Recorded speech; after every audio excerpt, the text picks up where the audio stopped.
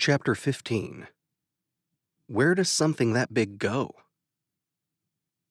The Ghost had made the trip to the Dreadnought in 15 days. Now it limps back to Caprala in 20. You called ahead?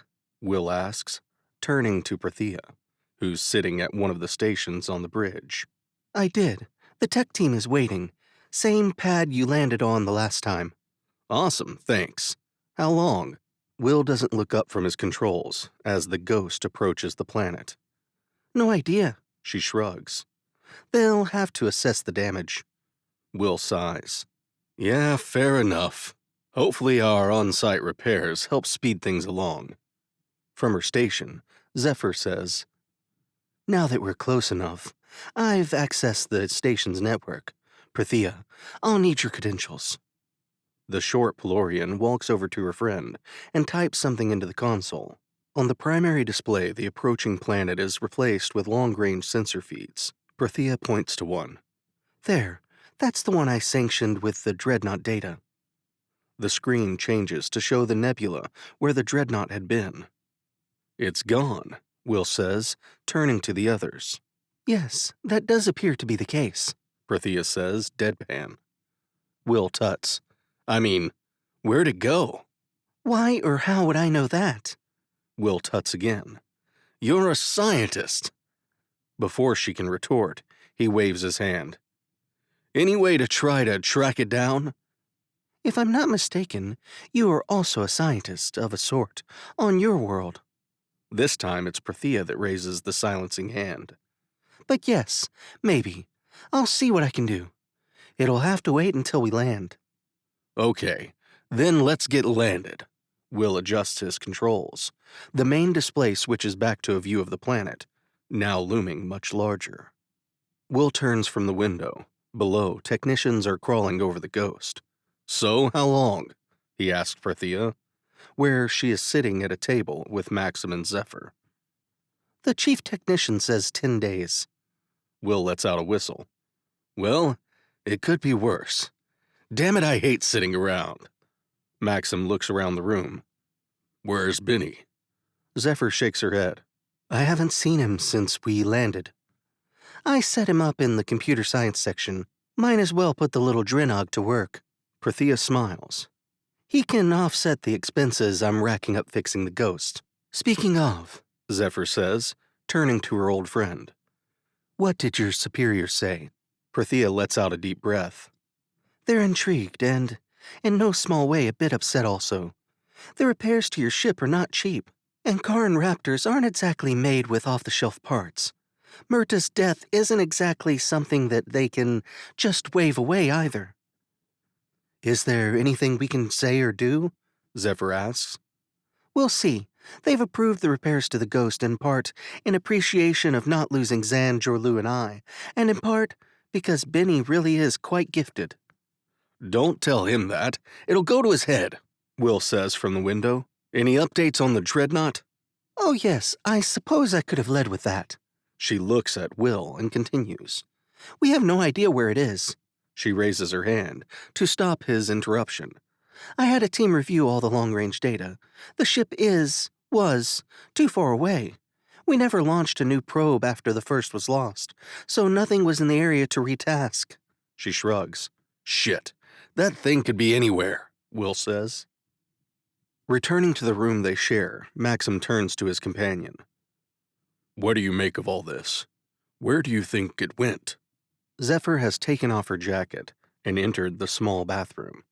Who can say? She shouts over the sound of the sonic shower turning on. We don't even know what its motivations could be. Whatever it is, we never saw a crew. Maybe it was automated, he shouts back, kicking his boots off. Could be. Maybe it's sentient? I mean, service droids have a level of sentience. Surely a ship that big could do the same. Certainly got more computing power. But then, why were there corridors and hatches scaled to our size? Maybe there was another type of drone, or something on that ship, one that was humanoid. Maxim offers, then adds, Has it occurred to you that we think of Gabe as a member of the crew? Did you ever think of droids like that before? You know, that's a good point. I never really paid attention to droids before. They've always been just there, in the background. Always there, never being noticed. Same. I wonder why that is. A minute later, Zephyr comes out of the bathroom, towel wrapped around her. Do you think that's just a peacekeeper thing? She asks, sitting next to him on the bed. He grunts. Maybe. It feels weird now, having gotten to know Gabe and thinking about how droids are treated elsewhere. Her hands find his. We'll figure it out. Or will, she laughs. Okay, we'll probably won't, but it'll get figured out. Newscast. Good afternoon, this is Monel Farash with GNO. I'm joined here today by Subcommander Zanzibar of the Peacekeeper 8th Fleet. Good afternoon, Subcommander. The middle-height Pelorian nods, his uniform jangling with medals. Thank you, Monel. Subcommander, can you tell us what's going on in the Melandro sector? Of course. As part of Peacekeeper Command's efforts to be more transparent and forthcoming with the citizens of the GC, I've been ordered to brief you on the incident. Monel blinks, but doesn't comment. The subcommander clears his throat. Yes, well, approximately 11 days ago, Peacekeeper long-range sensors in the Jolon Drew system detected an unidentified vessel attacking a freight convoy. When an interdiction force made contact, all 12 vessels were destroyed. We lost contact with the vessel shortly after that, when it jumped to FTL. Oh my, that sounds terrible. Peacekeeper Command doesn't know who the ship belongs to? It doesn't match any known government or military design that we know of. At this time, all Peacekeeper forces are on high alert. The subcommander bows. Thank you. Then he turns and walks away. Monel glowers at the back of the departing officer. Well, thank you, Subcommander Zanzibar. Turning back to the camera, she continues. There you have it. Belzar and Zirsix. A lone ship seems to have destroyed several Peacekeeper ships, as well as a freighter convoy. Its current whereabouts are unknown. She tilts her head, listening. No, I don't see that this mysterious ship could be connected to the unrest here on Tarsus. But stranger things have happened. It's a plan, sort of. She's ready, Will says, entering the meeting room. The remaining crew of the Ghost is sitting around a table, a plate of food in the center. Benny is the only one eating. Zephyr looks up. Thank the gods. When do we leave? Where are we going? Maxim asks. Benny says something, but his mouth is full, and no one understands him. Prathia enters behind Will. We'll leave tonight, she says. Will turns. We? That's right, for several reasons. She begins to tick them off on her fingers. As I told you before we landed, I need to see this through. I owe it to Murta. Pain in the ass that he was. She ticks another finger. Farsight has invested quite a bit in repairing your ship, and have tasked me with seeing that their investment is not wasted. Another finger. Lastly, since they're footing the overall bill, they want a representative on the mission. They want the ship, Zephyr says, looking her childhood friend in the eye. The short Pelorian nods. They do. They think they have a fair legal claim to it as salvage. Can you blame them? It destroyed a Peacekeeper task force, Maxim says, leaning back in his chairs. The Peacekeepers aren't going to stop until it's wiped out. If by some chance they can capture it, they'll never let Farsight have it. Prathia tuts. You've no clue how far Farsight's reach extends. Regardless, none of that is our concern. People paid way more than I will have to fight that fight. This project is now under the Advanced Weapons Division. I'm lucky they let me remain in control, as that's not even close to my department. She looks around sheepishly. I might have implied you wouldn't take the job without me present. Will nods, smiling. I'm okay with that. Benny finally finishes chewing and swallows. Can Zan come too? Everyone in the room turns to stare. Will opens and closes his mouth a few times before Prathia replies. That's up to Zan. I've spoken to Jorlu. She'll be staying here. Something about low ceilings and hard beds.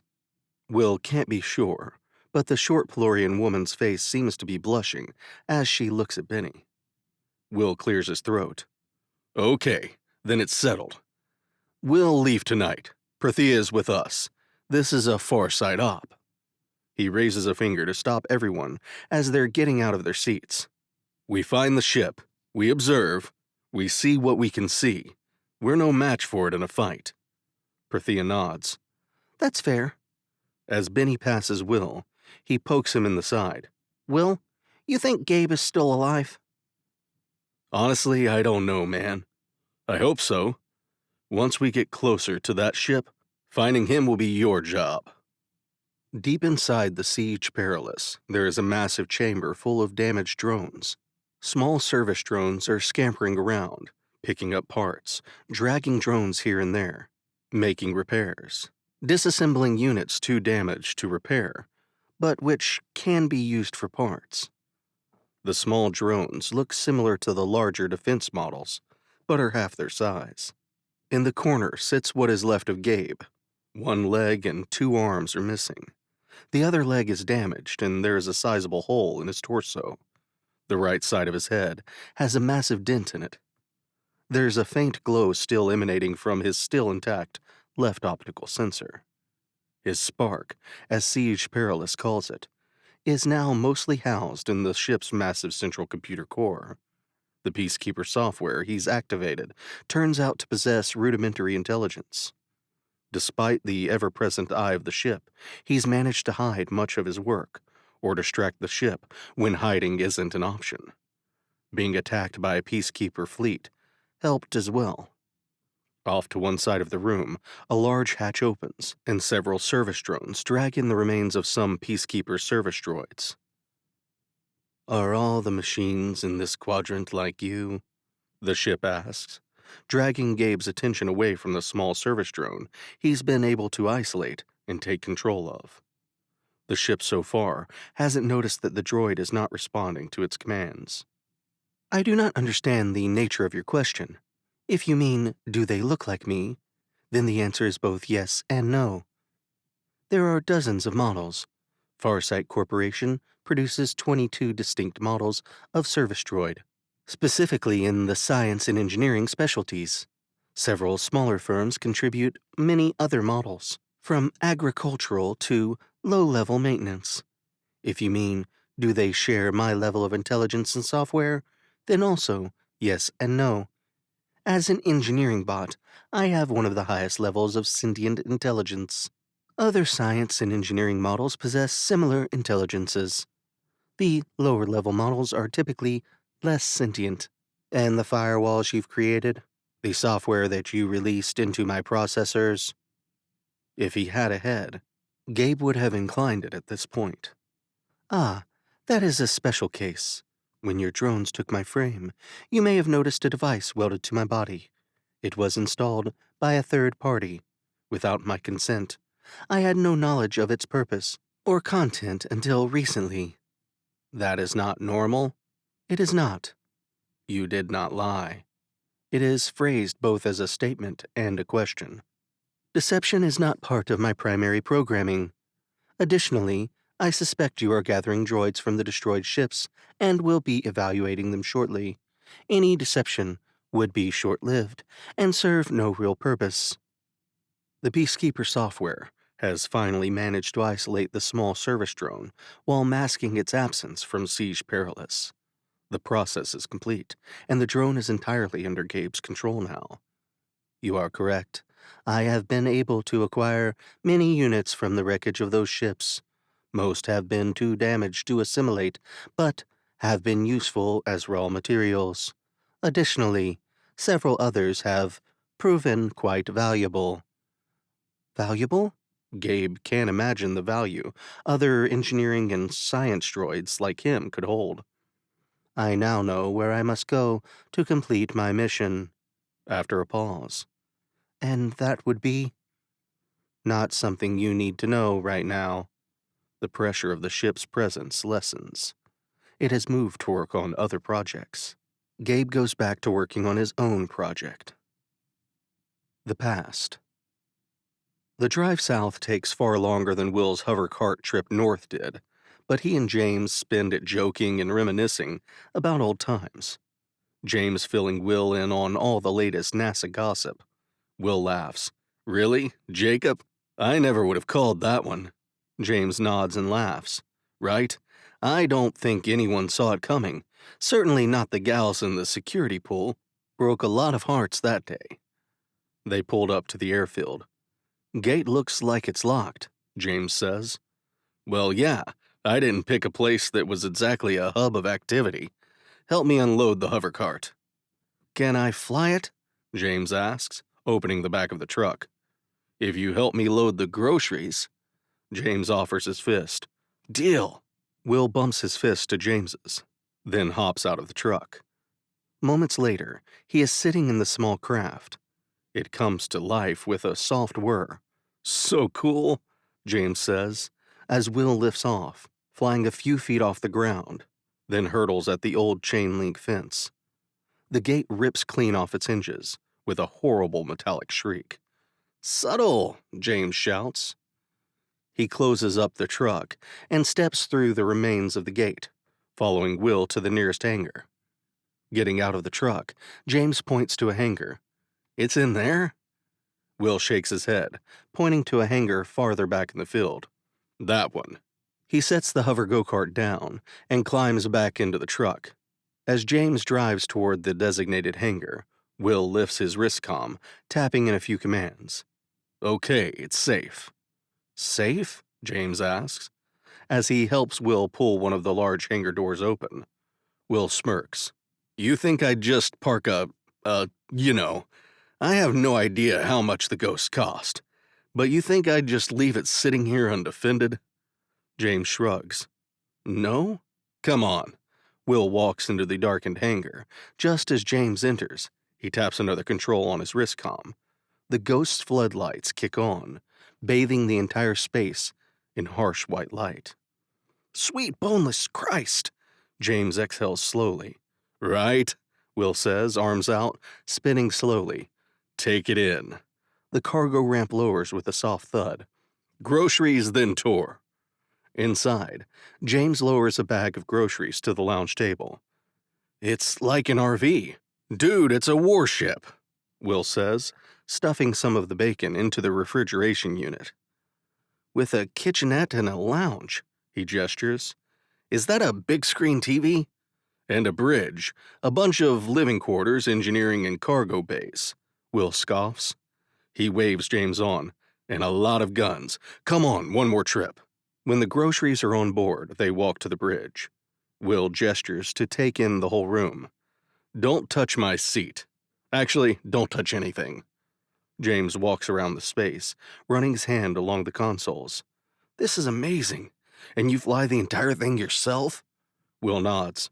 Yep, the ship does most of it on its own, thankfully. James sits at one of the consoles. It comes to life. Whoa! Careful. That one is weapons. Will smiles as his friend quickly raises both hands away from the console. Like I said, no touching. So this is some kind of warship, you said? James stands up and walks to the primary display, then the section of consoles on the other side of the bridge. Yeah, it's called an Ankaran Raptor. I don't know what an Ankaran is. Well, I do, but I've never seen one. I guess these aren't that common, at least not anymore. The Peacekeepers have some type of exclusive relationship with the Ankarans, prohibiting them from selling ships to just anyone.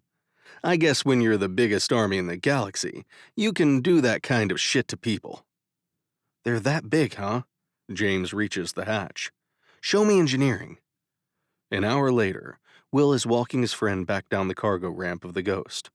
Man, I don't know what to say. Damn. This is so cool. You sure I can't come with? Will laughs. I'll admit, I'm sure it's more fun out there with a friend. But you've got the girls, Aldrin, NASA, all that. I'm not kidding that this is likely the only time I'll risk coming here. Remember what I said about the Peacekeepers and protecting systems. I doubt I'll get off with a warning, just because I'm from here. Will glances out of the massive doors. Shit. James turns to look. A beat-up old pickup is pulling into the airfield. Oh crap! Must have spotted my truck sitting here. How do you want to play this? The old pickup is getting closer to the hangar. Will shrugs to his friend. Close encounter style. Stay frosty, my friend. I've missed you, and I owe you for this. All this. He dashes up the ramp, slapping the control console, just inside the airlock door at the top of the ramp. The ramp begins to lift. James saunters out to meet the old pickup truck. He's just passed his own vehicle when it comes to a stop. Behind the wheel is a woman not a day under 80.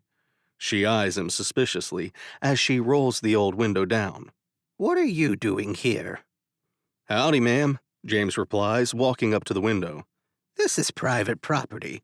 You responsible for that gate back there? She hitches a thumb over her shoulder. Me?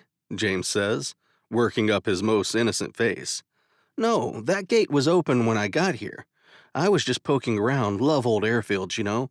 He smiles wide. I'm an astronaut. She glowers. I'm a supermodel. She looks over James's shoulder. My deadbeat husband let this place to me when he croaked. It never made a dime. Ain't no one flying down here from anywhere. Now I'm stuck keeping idiots like you from trespassing. She looks James right in the eye as she says that last part. From inside the hangar, there's a loud bang followed by a low whirring. The old woman pushes the driver's side door open, shoving James out of the way at the same time. What was that? What's going on in there? In where? He turns to follow her toward the hangar. The noise is getting louder. It might not be safe to go in there, he starts to say. Why? She cuts him off. It's my hangar. Why wouldn't it be safe? What have you got in there? Me? Nothing, he says, trying to stay in front of the surprisingly spry old woman. Just as she reaches the threshold of the massive doors, the Ghost roars out of the hangar on its repulsors, atmospheric engines screaming as it gains altitude. James and the old woman are pushed down into the dirt as the massive repulsors kick up dirt and debris under them. With a boom that hurts James's ears, the Ghost rockets off. Within seconds, it's miles away. He can see it begin to arc upward. What in the bloody blue hell was that? The old woman shouts, picking herself up off the ground, where she found herself a moment ago, and dusting herself off. James gets up and walks casually toward his truck. What was what? He asks.